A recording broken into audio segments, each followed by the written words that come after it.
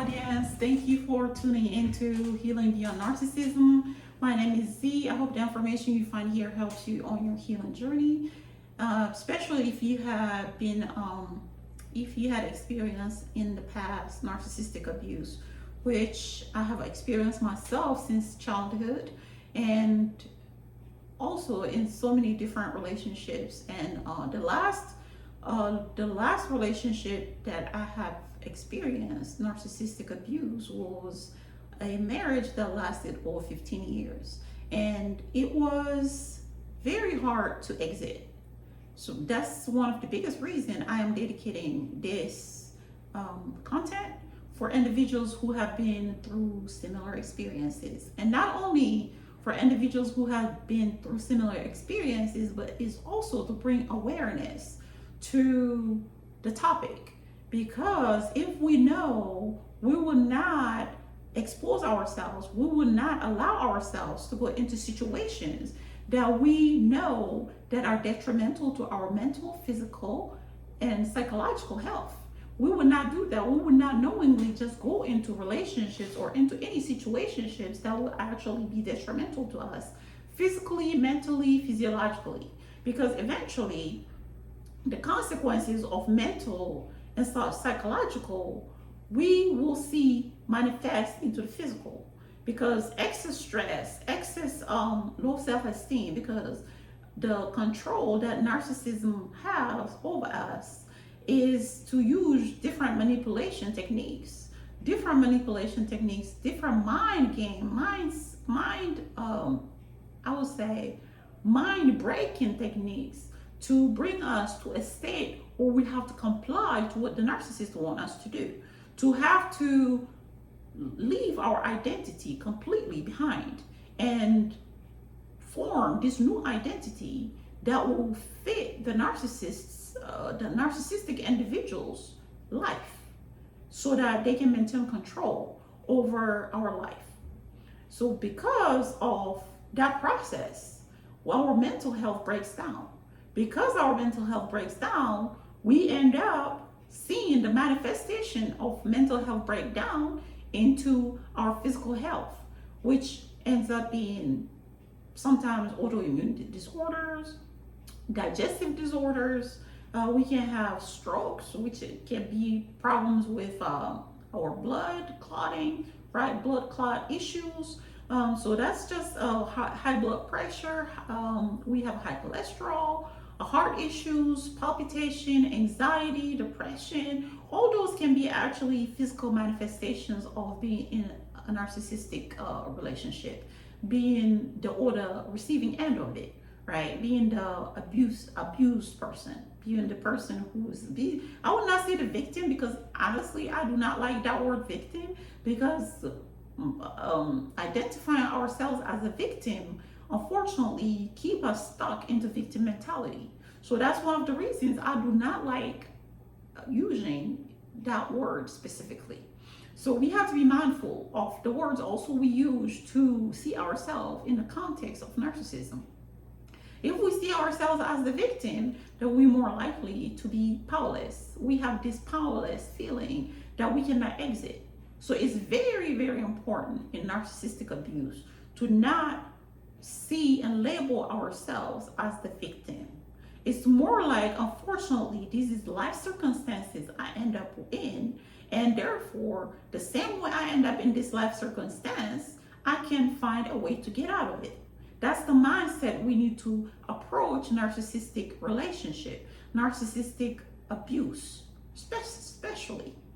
So narcissism is a personality trait. It is characterized by an excess focus on oneself. So individuals with narcissistic traits have the tendency to want to put themselves on a pedestal, and therefore they want everybody else to put them on a pedestal. So they put themselves on a pedestal. They want everybody else to admire them. They want everybody else to see them as the greatest of all, they have this entitlement, this sense of entitlement that the world should evolve all around them. And they cannot take criticism well. They are very sensitive to criticism. As soon as we tell them that they're doing something wrong, appear from the outside, they appear very confident. Therefore, they see themselves as flawless. They do not see themselves as someone who is capable of not doing anything right. So therefore, everything they do is the right thing to do. So when we criticize them, it triggers anger, defensiveness, and shame, because it triggers this part of them that deep down they know is inadequate. And what they do is to hide this part of inadequacy, is to put all these layers of illusion to show other people that they are way more than what deep down they know they are not. They put this grandiosity that they exaggerate their sense of importance, their talents, their achievements. That's a layer. So when we think about it, that's one layer, right? The need to be admired. They're constantly seeking praise, attention, right? The way they dress, the way what kind of job they have, therefore how much money they have on their bank account, what kind of car they drive, what kind of job they have, what position they have specifically. Are they CEO? Are they the company owner? Are they actually the person that everybody have to go to? So they work very hard to make sure that they get to actually that point where the attention and the validation from others is specifically focused on them, right? So that's the reason in another episode I will address all the different places we can find narcissists. Sometimes we think that narcissists are not in certain places, but that's far from the truth, because the places that we think that narcissists are the least likely to be is actually those places that occupy the biggest narcissists on this planet Earth. So we have to be very mindful of that. And then their lack of empathy is the biggest of all, because as long as they don't have to feel sorry for you, therefore they do not have to take themselves off that pedestal. They do not have to take themselves to feel what you feel. So that's where the focus on oneself is actually very much accentuated. It's very much focused, because I only care about myself. Therefore, I don't care about your feelings. I don't care about how you see things. I don't care about how you, whatever you feel when you're hurting, or whatever you feel when you need a specific thing, or if you need a hug. And even when that's one of the reasons sometimes there's always this question: can a narcissist actually love? Because in order for you to be able to love, you have to have a sense of empathy, because empathy and love are shared feelings that go deep down, core feelings that make you humane, that make you a human being. Without those feelings, without empathy, how can you actually love? If you cannot actually at all see where I'm coming from when it comes to my feelings, how can you love? So there is always this big question: can a narcissist actually love another person? Can a narcissist actually love another person? Now, that's one of the big questions. I will again address that one in another episode, right? And then the sense of entitlement is, of course, expecting special treatment. Like, it's something as simple as going to the coffee shop, right? There is a whole line of people, a long line of people waiting at the coffee shop, waiting for their turn to be called so they can pay for their coffee, right? The narcissistic, grandiose narcissist specifically, which I'll talk about the different type of narcissists. The grandiose narcissist specifically is more likely to come and pass everybody along that line and go to the front and request for him or her to actually be served right away, right? Not putting into mind that there is an entire line of 10, 15, 20 people waiting before them to be served. But no, it's that sense of entitlement that they deserve a special treatment just because they are whoever they think they are. They deserve that special treatment. So therefore, the normal rules do not apply to them. Another example is narcissistic personality traits, right?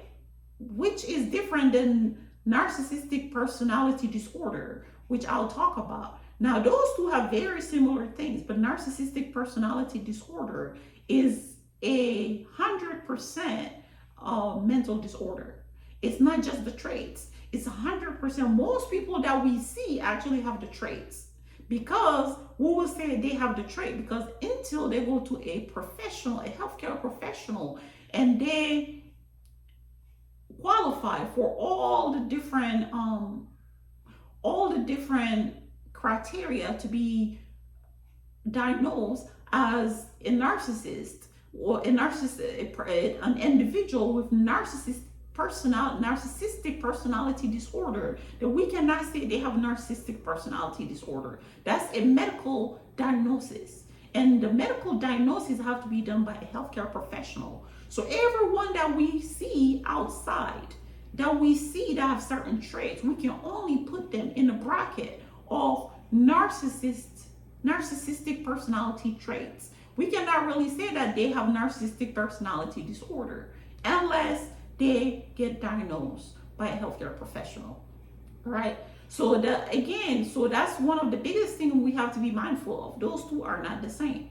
Those two are not the same. Even though most people who have narcissistic personality disorder live in normal, we see them every day, we interact with them every day, we do any and everything with them, right? But they again do not see nothing wrong with them. And individuals with narcissistic personality disorder are less likely to revert back to normal. The disorder itself prevent them. I would say it's a disorder, almost like saying someone who has bipolar disorder, right?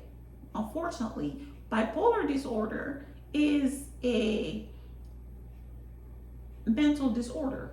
It's considered a psychiatric disorder for a reason, right? Not only is psychiatric disorder, it's a chronic psychiatric disorder. It's a disorder that is chronic. It's a disorder that does not go away. It is there to stay. Now, we can use different things, medication for sure, making sure that we use medication, making sure that we use different treatment methods, certain therapy, right, to acknowledge or to know that we have it, and to accept that we have it, so that we can actually making sure that we do our treatments on a regular basis.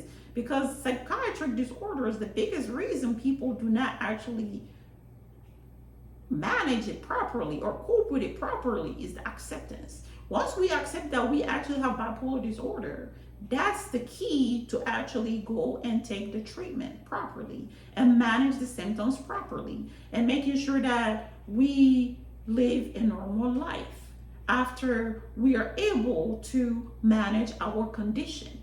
Same with narcissistic personality disorder. Narcissistic personality disorder is very difficult for individuals with that disorder to actually recognize that they have a mental disorder. Therefore, what they're doing is not normal, right? Because it's so much normalized, certain things in society today, right? That the self-centered, egocentric personalities, the egocentric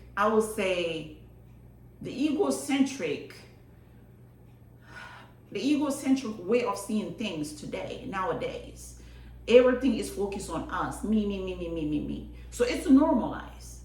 Now, going to tell someone that what is normalized in today's society is a disorder for them and they need to fix it is very hard to accept, which I kind of understand where that is coming from. Even though it's not normal, but there are so many narcissistic personality traits that are incorporated already in today's life, today's society. They're incorporated and they're accepted as normal, right? Something as simple as, hey, I really need help. My car is broken down. I cannot make it to work. Can you help me? Can you really understand that if I don't go to work today, I will lose my job? Can you help me? Can you drop me off, right? And somebody will be sitting there on the phone with that person, playing a video game, and they will not empathize, not even a little bit, with their situation. They will not empathize nor sympathize, right? They will continue playing their video game and telling them, hey, I don't know, man. I don't think I can make it. I will not be able to make it to help you out with that. But that's something as simple as that. And in today's society, there is so much of a self-centered, egocentrical I would say, egocentric point of view on life, right? That it's normalized. Certain narcissistic traits are just normalized. There's no empathy, there's no sympathy, there's no, hey, let's think about other person. Let me go ahead and accept criticism. When I say criticism, it's mostly constructive criticism. Most people nowadays, if you give them a constructive criticism, again, it comes with anger. It comes with feeling that they have been attacked, defensiveness, shame. The same thing as someone with narcissistic traits will actually show, right? That's the same thing. Most people cannot take criticism nowadays. Even if it's constructive, it's an attack to their character. That's how they perceive it. Right? So we have to be mindful of that narcissistic personality traits is all over, everywhere, all around us. We live with people who have it. We marry people who have it. We have siblings, family members who have it. We have bosses who have it. We live around it. Everywhere it's around us. So we just have to be mindful of that in order for us to mentally, right, not be the person who suffers from that specific, I would say, personality traits, not that narcissistic abuse, we have to be mindful of what comes with it and what it looks like, what people around us actually look like, not just what they look like physically, more like what they look like, the way they behave toward us, and not to normalize it. The first thing to do is not to normalize that. It's not normal to talk to somebody any kind of way. It's not normal to talk to them like if they're nothing. It's not normal to belittle them just to feel good about ourselves, right? It is not normal to play mind games and manipulate them and future faking, promising them things that we know good and well that we cannot actually provide, right? Just because we know by doing that, we keep them in a loop of hope so that we can maintain control over their lives and obtain certain things by doing that, right? So we need to be able to decode what comes with personality, what this kind of personality, so that we do not become the abusee, or we do not become the person who actually is, in this case, I will say it, the victim of narcissistic abuse, right? Only in this case, I would say, but again, I do not like that word. So we have to be mindful of that. So I'll go ahead and stop it here and keep a watch for the next videos. I'll go deeper into the different topics of narcissism, narcissistic personality disorder, the differences, and I will have more and more and more to talk about. All right. And I'll share my own personal experience with different type of narcissists that back then I didn't even know what narcissism was. I didn't know. I thought it was normal too, until I got to a point where, again, I realized if something that's normal should not be detrimental to my health, something that is normal should not be detrimental to my physical and mental health, right? Something that is normal should not want me to want to run away from it. It should want me naturally to want to go toward it and stay with it, right? So just keep in mind, your body will tell you, even if you don't know what it looks like, your body will tell you certain things, they're not normal. So until next time, please, please, please take care of yourself. Bye-bye.